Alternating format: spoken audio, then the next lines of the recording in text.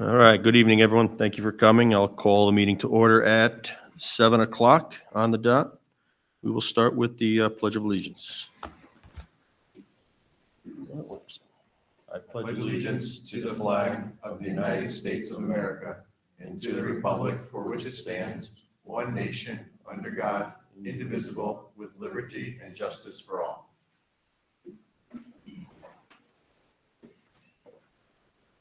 Okay, thank you.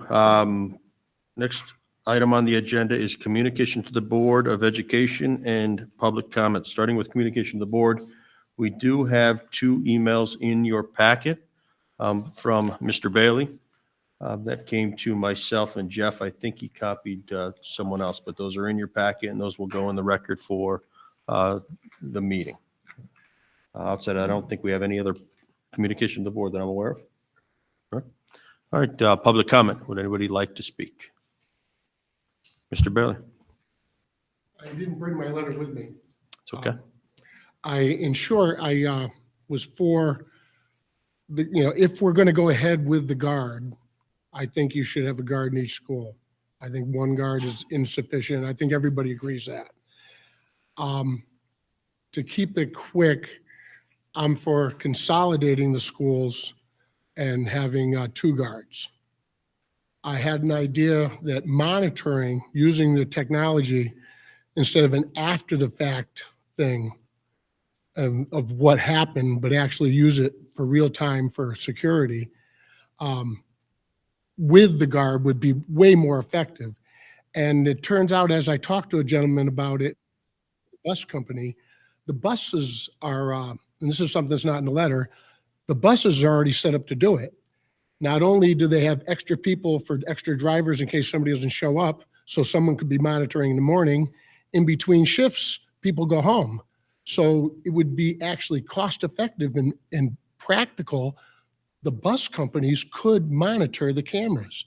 So you'd have a guard assisted by a monitor that would actually be effective security. So that's an interesting, turn of events that, somebody likes my idea. And this is something nobody else is doing. Maybe we could get more traction in other parts of the country over it. I mean, this is, it's pretty simple, but you got the technology, you got the cameras, and they can work together.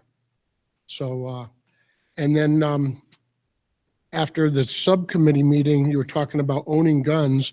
I thought it was a good idea to, if you could subcontract the guard and not have the Board of Education buying guns, insuring it, storing. It would be good to have a contractor that came equipped with everything and seemed to be less liability for the town. I'll follow it up with more letters, and there's going to be more meetings.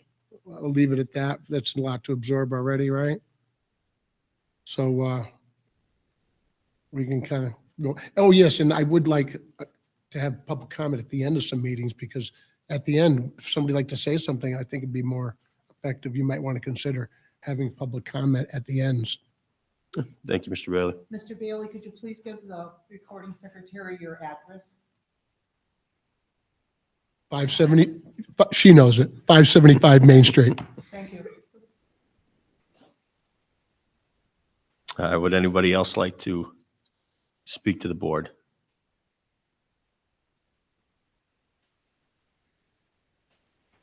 Okay, we're going to close public comment and move on to Board of Education Chair's report.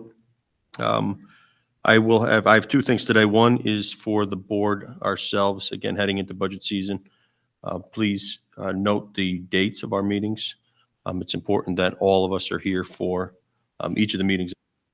Budget, starting with tonight, we're going to talk a little bit about it, and then we'll go into more detail in the next few meetings. But please, if you can, arrange your schedules to be here. Your participation is important. And then secondly, again, I would like to thank Mr. Bailey for his participation and his engagement. He did join the policy committee this past week as a spectator to observe and listen. And again, his input tonight and his input in the past meetings is considered. So thank you. And with that, we'll go on to superintendent's report. All right, thank you very much.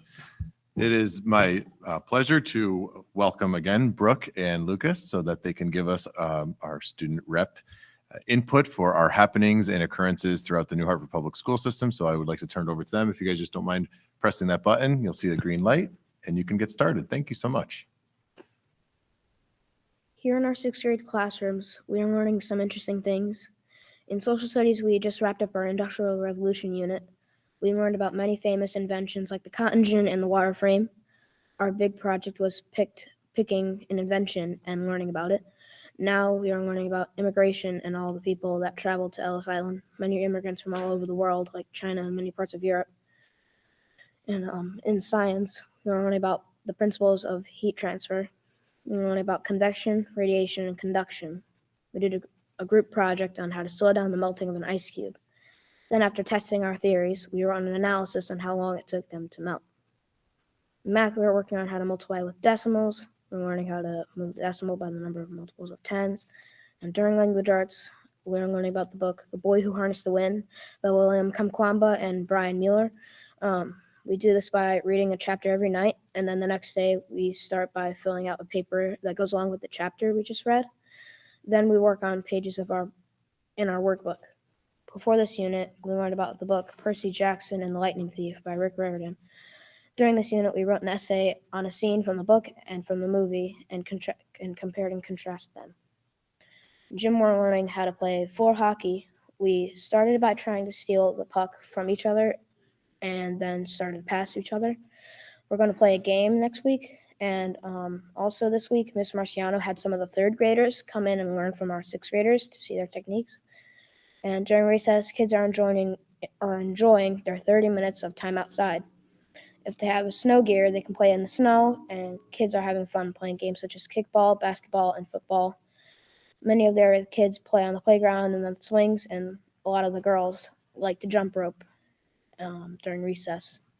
And in our cafeteria, lines are faster than ever, even on pizza day. This allows our students to have more time to eat.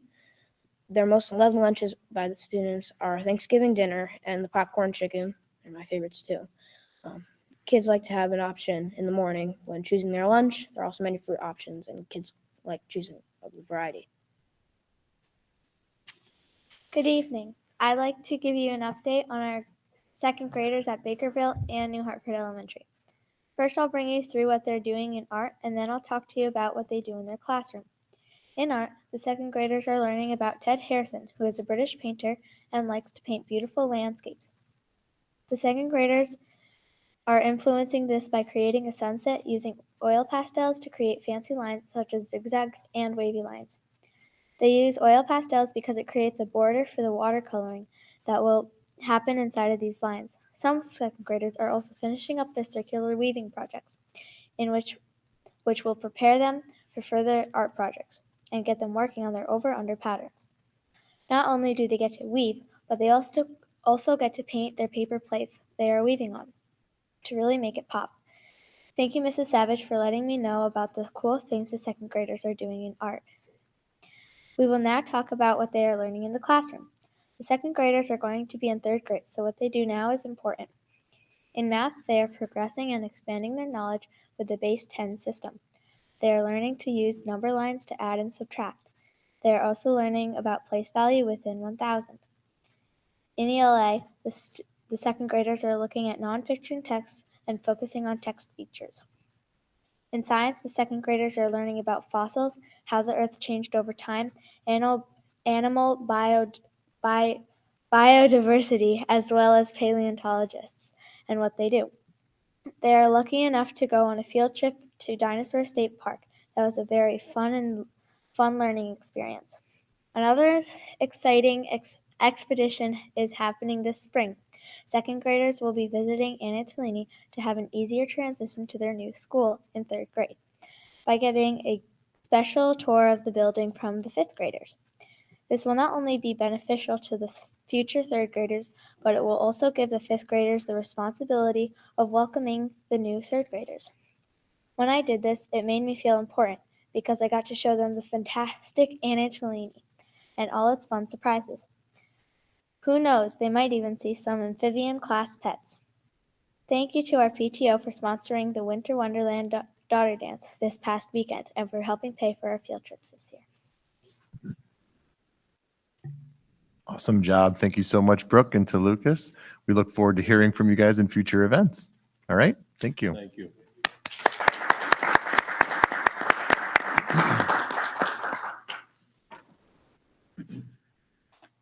Outstanding job. So on the heels of that, I would also like to just publicly invite everyone to the Superintendent's Art Show, where a lot of our students' artwork is on display. That will be taking place on Thursday, February the 8th at Town Hall, third floor at 4:30 p.m. So all are welcome there. Also upcoming tomorrow, we have World Read Aloud Day taking place at all of our schools. And we want to thank all of our volunteers. We have board members, central office staff, town officials, and other volunteers who are reading to students to celebrate the importance of literacy. So we're super excited about that as well. All right. My next update for our agenda this evening are, as we begin budget season, and thank you to Chairperson Kleps for, again, encouraging all to participate and be part of the process, our 2024-2025 budget drivers. I would like to make publicly known at this time and share with the Board of Education members as well as our public. We do have a process that we go through every single year. This year, what we did is we added an additional component of requesting input from our stakeholder group. So a thank you to our community outreach team as well for helping to develop the survey and share that survey. We'll be utilizing that throughout our budgetary process this year. To our new board members, we will absolutely walk you through every step of the way.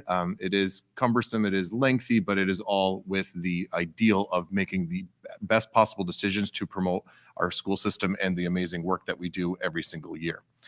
So insofar, I wanted to share that we have met with our brokers for insurance, and we have an expected 11.6 increase to our healthcare line, and that was as reported by Brown & Brown, which is our insurance broker. So that will be a driver to the budgetary process this year. Our federal pandemic relief funds are completely expended, so that's approximately $100,000 a year that will have a gap that was in place through the ARP ESSER 1, 2, and 3 that was provided by the federal government. So our pandemic relief, and that is taking place throughout the United States. That is not just a new Hartford element, but certainly is something that is a driving force because those monetary monies were utilized to hire staff and help support our students in a number of ways. So we'll have to contend with that. The Governor Lamont's educational budget proposals right now are not educationally friendly. So if you wanted to take a look, they're all over on the news. If you haven't seen it yet on Connecticut Insider, there are articles that have been published supporting such details where there are proposed cuts to educational systems throughout, which is not in our favor. We some other drivers that the board should be knowledgeable of are the contractual employee increases. And we're currently also, as I shared before, at our last meeting, we are currently negotiating with our MERA groups as well. And special education increases are, some are contractually obligated, but we have an increased enrollment, and our director, Mike Lynch, will be reviewing a lot of that information with us this year as we go through the budgetary process. And contractual transportation increases occur every single year, and those just represent some of our major drivers. Some of the offsets are some of the grant work that we have done as a central office team, and those will also be presented just to get a full scope and understanding of our budgetary process. So we received Title I grant, Title IV grant, REAP grant monies. We also received IDEA 619 and 611. So we'll go through all of that in detail throughout the budgetary process. So those are some of our drivers and some of our considerations as we move forward through the budgetary process, but wanted to share that with the board. Also, just wanted to share some upcoming meetings, we have our next regular Board of Education meeting on February the 20th, where we'll kick off again, more of the details of the budgetary process and give the overall proposal that the board will then, again, for knowledge, the board will motion to receive the superintendent's budget, and then we'll start the process there. And Did you say it? When is that budget? yep, February the 20th, our next regular Board of Education meeting. You're welcome.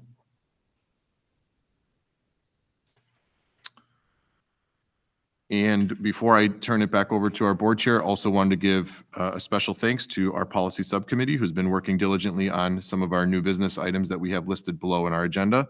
So I just want to give them a public thanks and in preparation for our reads. Those are all of my updates from the superintendent's report. On the 20th? Yes, we will begin. You'll have the entire packet before you. Yeah. And then we'll start doing piece by piece throughout the sessions in March and throughout. And when is the meeting for the, is it the CAPS meeting that you meet?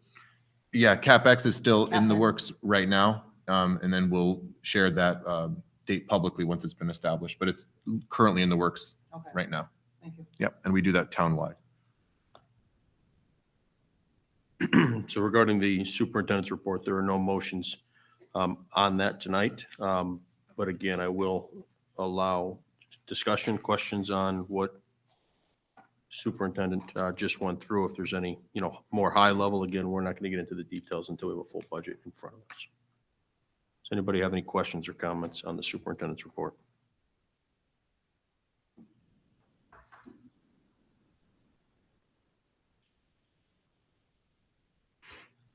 Just again, as we get into, from my perspective, as we get into the budget that you're going to present next week, again, there's things like transportation that we know we are under contract with. That contract should be coming up fairly soon, right? So all that information will be shared, especially with our new board members. Same thing with insurance, again, alternatives. If there's, again, I know we're part of the consortium, right? Is there any additional strategies that are in place? So when we get that budget on the 20th, again, I'd be interested in hearing alternatives to each one of these drivers. Yeah. What options we have. Yep. We always, as you mentioned, as a consortium for insurance, we have a huge of buying power. We're not the only region. So Brown and Brown brokers for many, many school districts and organizations. So that's why they have such leverage and buying power. But with recent medical claims, it's turned to, every dollar that is insured is costing them $1.04. So they have to eventually make up for it. That's just an example that I'll give. So that's one element.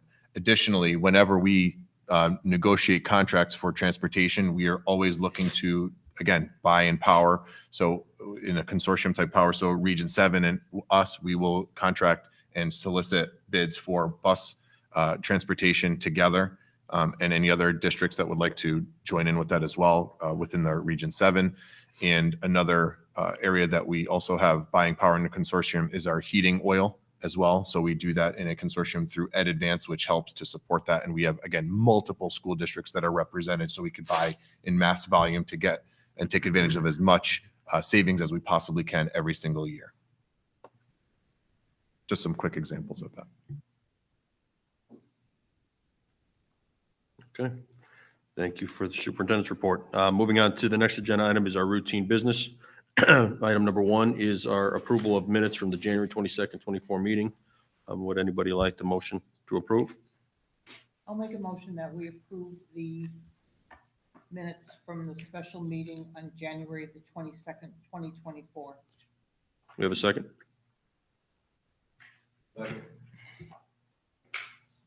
Any discussion? All right, seeing none, all those in favor? Unanimous. All right, item number 2 is the expenditure report. Is there a motion to approve? I'll make a motion to approve the expenditure report. We have a second. Any discussion?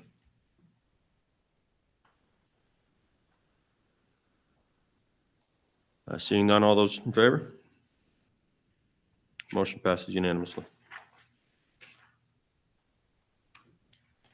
Okay, next item on the agenda is new business. We have 4 policies. These are all first readings. Penny will walk us through this.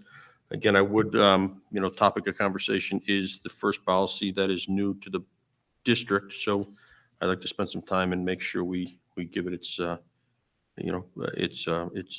its time associated with just going through it as a board, please. Okay.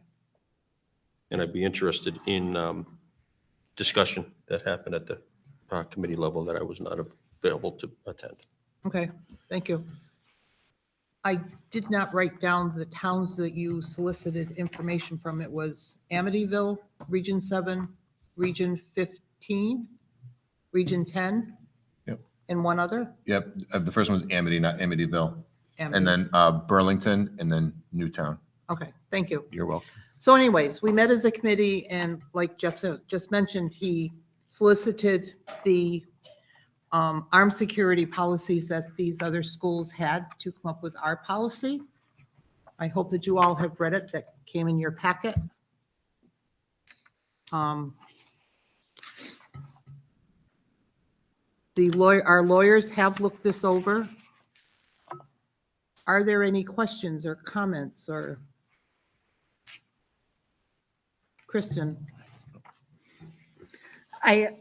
Based off of the revisions that are in this policy from our policy meeting, it looks like you had some meetings as you intended to do after we left, so I appreciate you doing that.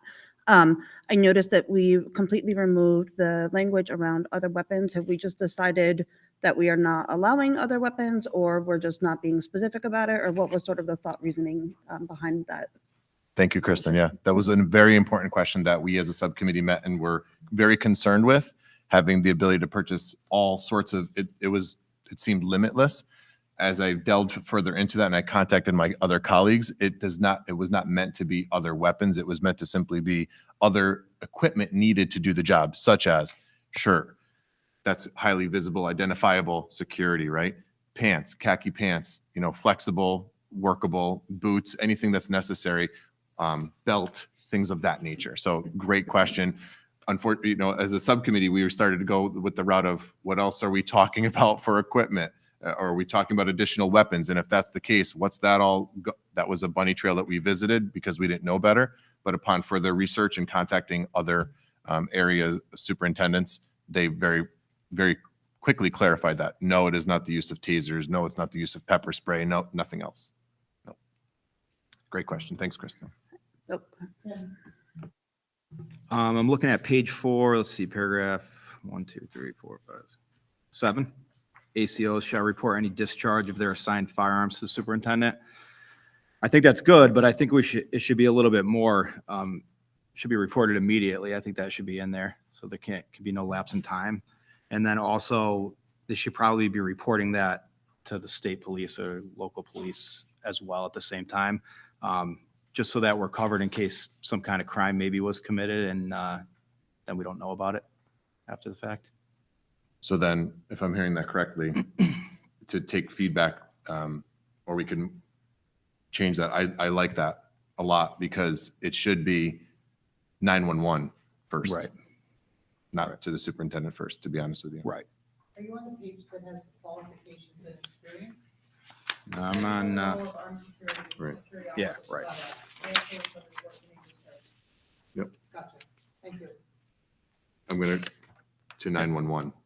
and then on the following page, pretty much the same thing, but any use of force and any discharge of a firearm other than in an approved firearms training or qualification shall be promptly reported to the superintendent. So essentially the same thing. Same thing. So just adding that to that section as well.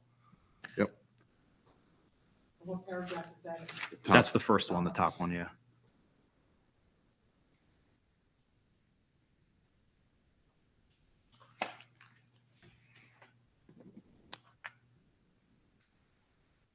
Thank you, Tim. So I had not a bunch, I had several questions, but I'll pivot off that paragraph since we're talking about it. How does that apply to practice? Is he going to be is this officer going to be practicing with that firearm? I mean, you're not, he says, it says here he will get certified twice per year. You know, Tim knows better than I do. You typically practice with your weapon more than twice per year. So how does that, relate to practice? This paragraph that this sentence we just talked about. Yeah, so this one specifically, I believe, is speaking to the qualifications to make sure that they pass that qualification test on a yearly basis. Any additional practice? Well, this just says any discharge, right? Yeah, yeah. So I'm just, How does he practice? That's all. Practices in between? pardon? What's his, you're asking him to practice in?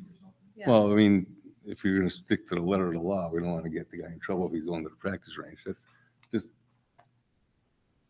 playing devil's advocate here. Yeah, and I'm trying to think through policy implication for it on the spot, right?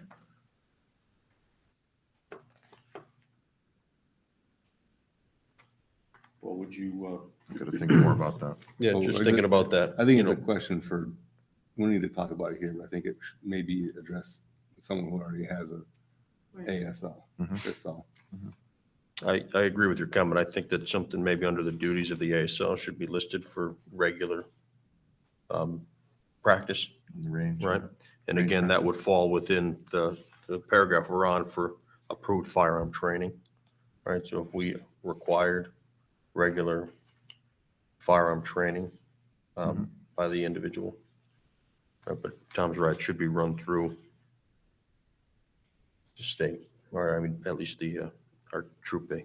Got it. Noted. I know Tom said he had more. Firearm handling and storage. So on page 3, bottom, third, firearm handling and storage. The board shall issue the ASL the firearm. My first question is, how is that? I'm asking just because I'm sure it's handled somehow, but you have to buy a firearm, and we all know what that takes. Mhm. So how does the board buy a firearm? Yep. So Is that being considered? You already have the answer for that? I don't this, put you on the spot. no, this one's okay. Yeah, this one I have more of an answer to provide. So the board shall, now thinking this through, if it should also read the same as in our other areas, the hiring agency or the board, to give us leeway for a path for this. So this should also say, or the contracted hire agency or the Connecticut State Police, first of all, I believe. And then the second one would be, yes, boards have been, so Region 15, for example, they have liability insurance and they have that the firearm would be purchased directly by the board. And they would have to go through that process. There'd be an individual name, usually it's the superintendent or a director of operations. That is the individual name to purchase it. We discussed this at the subcommittee. And again, it's with the liability component. Having the liability insurance with KERMA would be our insurance agent that would have to write that and underwrite that to provide that, but it would be under a particular name that would be assigned through the Board of Education. If we went that route, if we went through the contracted hiring agency, that's the name that's purchasing. And if it's through the Connecticut State Police, it would be through that agency.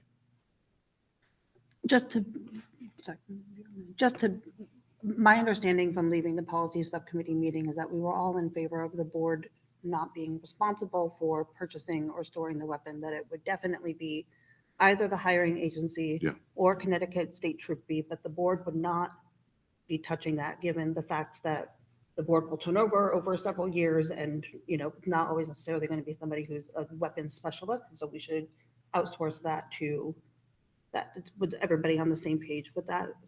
I want to just make sure that that makes sense. And that was sort of what we had talked about. I think that the policy allows it to be open, and then when the decision's made to move forward, we can at that time decide who will be purchasing the firearm. Right, but the policy allows 3 avenues to be able to do it, right, in the future. Right, so I don't think this is saying how we're gonna do it. It's allowing 3 different avenues to do it. And I'll change that language from the board and or contracted hiring agency and or Connecticut State Police here, right here where it says firearm handling and storage. But at our meeting, Kristen is correct. We did say we didn't want the board purchasing the weapon. That we wanted either CSP to do it or the contracted hiring agency, that it would not be in our hands. Yeah. So we would not have to then incur the additional cost, I don't think, for that extra insurance either. If it's, so it's done in more than one way, Okay, as Tim is just stating. So in other boards of education, it's done that way, and they have the liability insurance, and it's purchased through an individual named under as the designee for their board. If our board does not want that, we will add the extra language of contracted hiring agency or Connecticut State Police to this particular area under firearm handling and storage. Yes, oh, sorry. Sorry. Go ahead. Yeah, I definitely agree with Kristen that the board should not have any, I think the language should just be struck from the policy and it just be those other two agencies. Because I do agree with the board, transitioning off of different people. I think it would get really tricky with trying to figure out like, okay, I left, now who's the next person that's going to be on there? And I just think it presents a lot of liability for the board.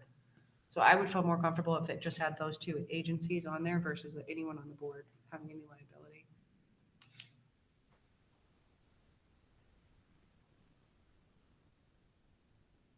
Does that hamstring the policy, the process?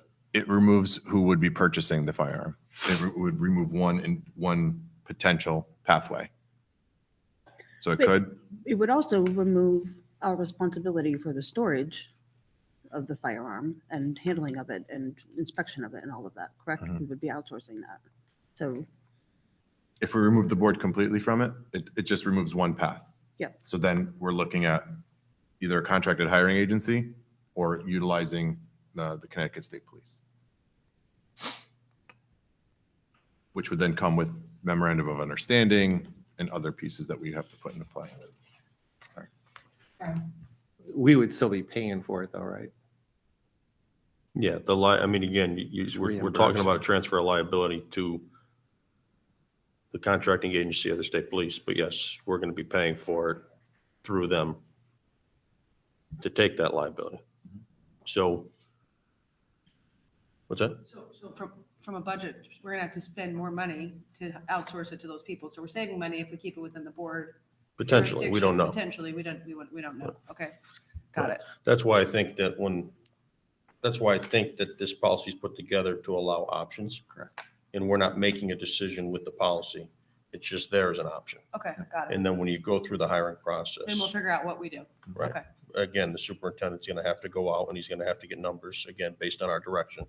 For a contracting agency, we don't know if Troop B would even go next to this. They may say no, right?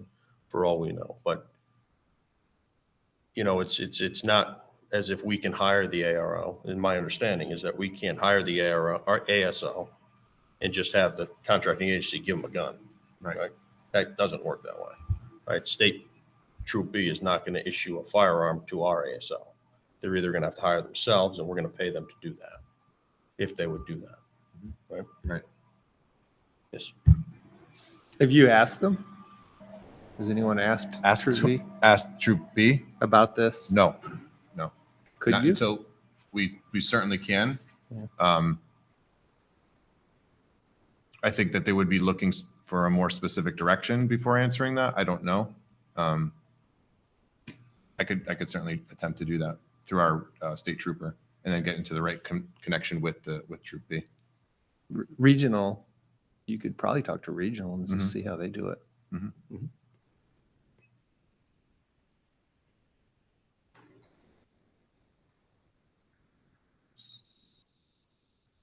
Any other questions or comments?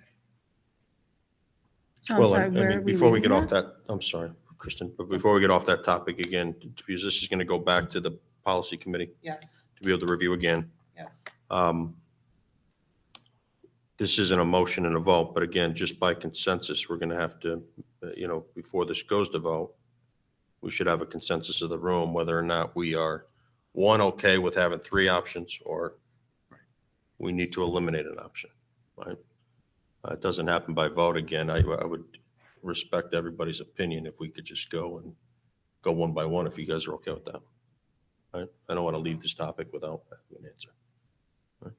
I'll start with you, Kristen. I am not in favor of having the option for the board to be responsible for the firearm. I think we should be, either way, we'd have to pay for it. Even if we leave the option open for the board, there could be a case down the line where there's not a weapons expert, or I don't even know how the board would specify who on the board is a weapons expert. And so ensuring that we are outsourcing that to people whose jobs it is to understand the latest equipment and understand how to take care of it, I think is the best path forward for a Board of Education who's not in the business of security. So I would prefer to leave that, just the two options. Tom?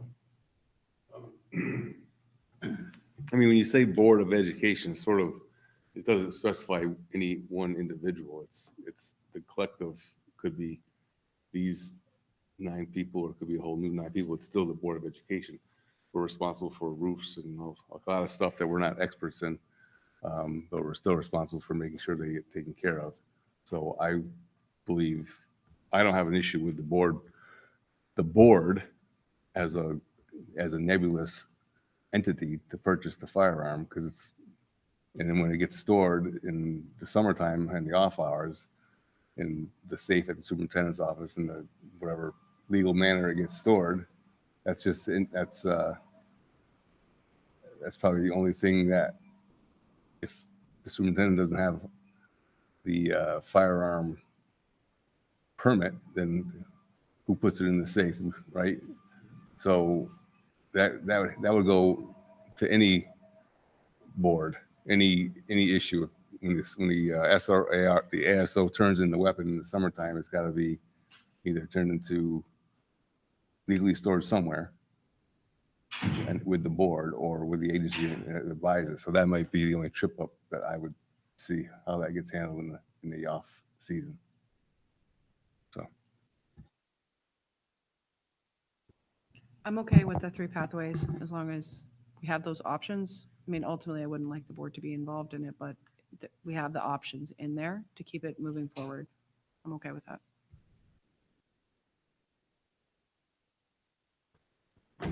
I think if you have 3 pathways, it might save money potentially, so I'm for that. The Board of Education would be my last choice of the 3. I like the agency handling it best, if you can find an agency. I'm good with the 3 pathways as well. If we're worried about the issue with like firearms inspector, firearms expert, sorry,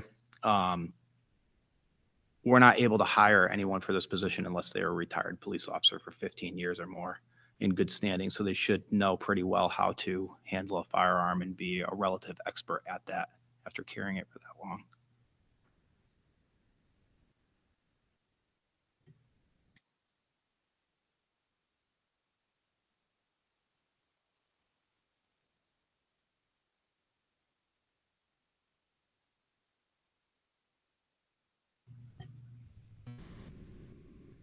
Oh, no. I would rather not have the board be responsible. I would rather use the contracted agency or the Connecticut State Police. If we're storing it also in the superintendent's office, don't forget, currently he does not have a gun safe up there, which would be an additional purchase for us. Where if it's through the contracted agency, that said gun at the beginning of the summer would go back to them and they could secure it at their location or wherever they secure it. If it goes to the Connecticut State Police, they're already equipped downstairs in our town hall to store their guns because that's where they're stored off hours with our constables. All right, thank you all. And again, I mean, for me, I'm always up for options. I like to have options available, should we go that direction. I think there's a lot of questions that I heard. Basically, Jeff, if you could go and find out, when we say the board, what does that mean, right? How does the process work? How is it being done in these other districts at Amity and Region 10 and Newtown? So when we say the board, how does that work? Again, guns are registered. Is it registered to you as the CEO of the Board of Education? Again, just a little bit more information about that would be great before we have our second reading. We could find out some more. Yeah, so it would be the board as the entity, as Mr. Buzzy stated, and then a designee. So there would be a name affiliated with that. And in different districts, it may be the director of operations that does that, or it may be that the board and the town have an MOU with the police department, so they would be the one that is named there, or the hiring agency, whatever it may be. So Okay. Again, that, you take that back to the policy committee, right? Yep. And then bring back the second reading. Yep. How you see fit, and then when it goes to motion at our next meeting, it'll either remain in or be removed. Yes, something else, Tim? I got one more thing, just while reading this again right now.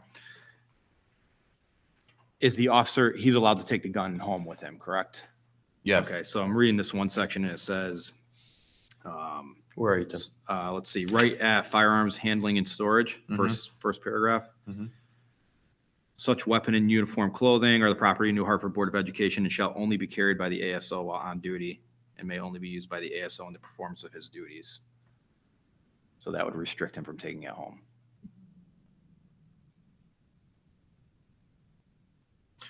Yeah, in all other districts, it is simply when the school year ends as an ASO, you turn your belongings in. I think that's good for sure. Yeah, not a nightly thing, absolutely not a weekend thing. We discussed that too on subcommittee. I remember us talking about that.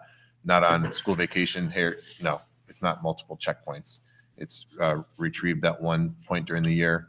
And it's so it's turned back in, signed back in, and signed back out once at the beginning of the school year or once at the end. Okay. So to answer your question, he would have it like during school breaks, Yeah. those types of days. Yeah, and if you read later on, it says they have to be responsible under federal and state law to take home weapon, store it correctly, Okay, good. never leave it in their vehicle unattended. All of those things that they should be very familiar with as being post-certified officer. Yeah, I just wanted to make sure we weren't contradicting ourselves. Yeah. You know, and that's- Yeah, makes sense. All right, our next policy, first I'm sorry, read. before we get on to that. I'm if I sorry. could. I had one question on the 15 years, minimum of 15 years. Is that reducing our pool by having 15 years? Is there a reason behind 15? That's what's stated in general state statute typically. Oh, it is. And I know Tim could respond more to that, but that's what all my research has shown that. Yeah, that's by law. It has to be 15 years in good standing. Okay. No mental health issues, et cetera. Right. And then somewhere in here I read there was an area, either it was the role of the armed security guard, right? Because you have roles in this policy and then you have duties in this policy. All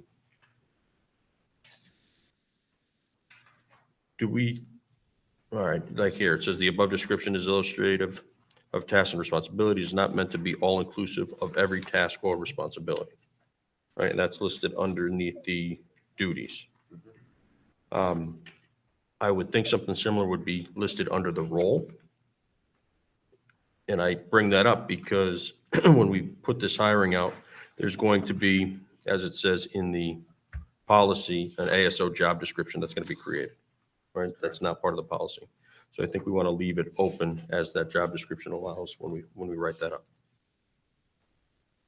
Does that make sense? Yeah, so if I'm hearing correctly, to add that same language from duties to role.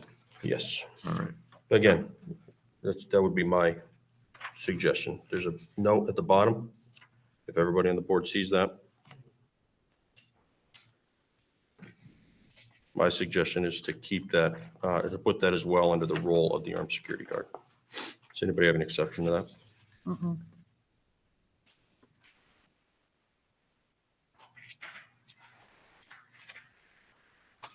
Okay, Okay, thank you.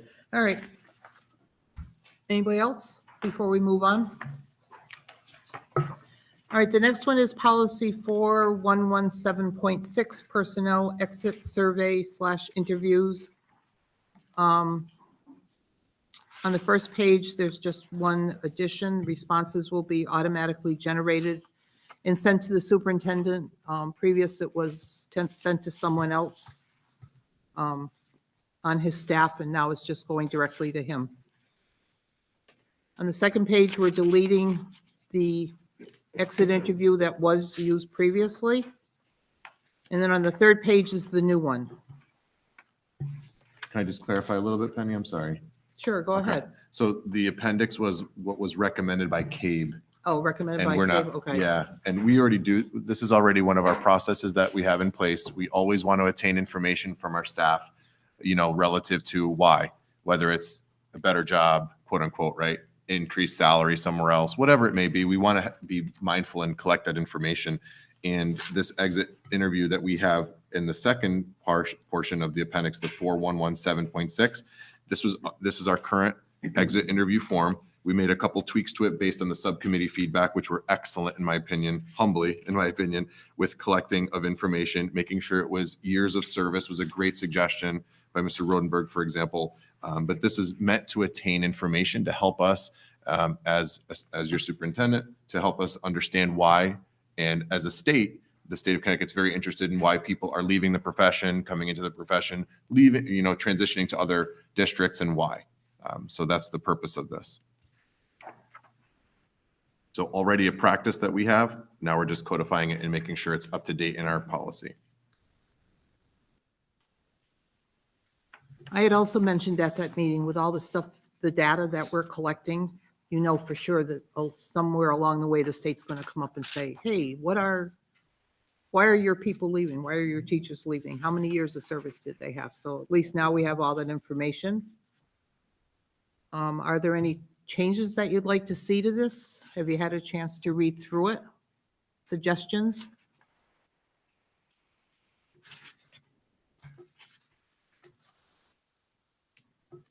Would you like to move on? Yes. Keep going. Okay, construction of the agenda, number 9323. The only changes are in red. We took out, we don't have a city clerk, we only have a town clerk in our town. Posting of the agenda on the website 24 hours prior to the meeting. Any comments? Again, very important to note, we already do this. This is just making sure that we're in compliance with Public Act 23-160. We have always been in compliance. This is how we've always done business. Board members receive their packets in the mail and electronically, and we always post all of our information on our New Hartford Public Schools proudly under the Board of Education minutes and agendas. So this just makes sure that we have it within our policy that it is done forever and ever, as long as this Public Act is in place, but we have always done this. Not only that, but it's also posted in the bulletin board outside of the first floor at the town hall. Our agendas. Number 9324, advanced delivery of meeting materials. Again, the changes are in red. Like Jeff said, this is something we already do.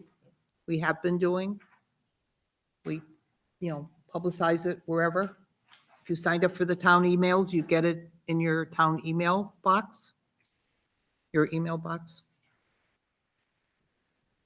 Any changes, comments?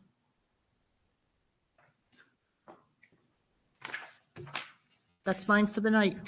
Perfect. Thank you, Penny. Oh, that's Too all. late. I already moved on. Especially the survey, I know it's the board's job to make policy. Do you run these things by the principals? I'm sorry, give me more clarity on your question. Well, we're looking run at by the- we're looking at the language of these policies, and the people that are here every day, Yes. something like the survey, they probably know more about it than we do. Do they also have some input? We meet every single week, and if there are things that I'm concerned with and I need their input, I would absolutely solicit that. This has been in place even prior to my arrival. Okay. We made minor tweaks to it so that it's more clean, and it just makes more sense. So. So when you if bring they- something like If this. they have objections, they'll meet with me on Tuesday mornings like we always meet and tell me. Or Good. give me their input. Yeah, we're in constant communication. But that's a great point, Frank. Before, just putting policies in place without talking to the people that are on the ground. I exactly understand what you're saying. Okay. Anything else? We're good with first reads? All right, these will all come back next meeting on the 20th as second reads. Well, assuming that we have the armed security officer, you'll have it for the next meeting. If we have a policy meeting and we have made all the changes. Yes. The other three, yes, for sure. Okay. Last item on agenda is adjournment. A motion? So moved at Second? 7:48. Second. Benny, second by Tim. All those in favor? Meeting's adjourned at 7:49. Close enough. Thank you, everybody. Thank you, Jay. And thanks for getting the door for me too, because the vacuum. Thank you. Thank you, sir. That's all right. Thank you for being conscious of that. I appreciate it. Was that mom upset with us for some reason? The way she rushed out of here? No, she's coming in.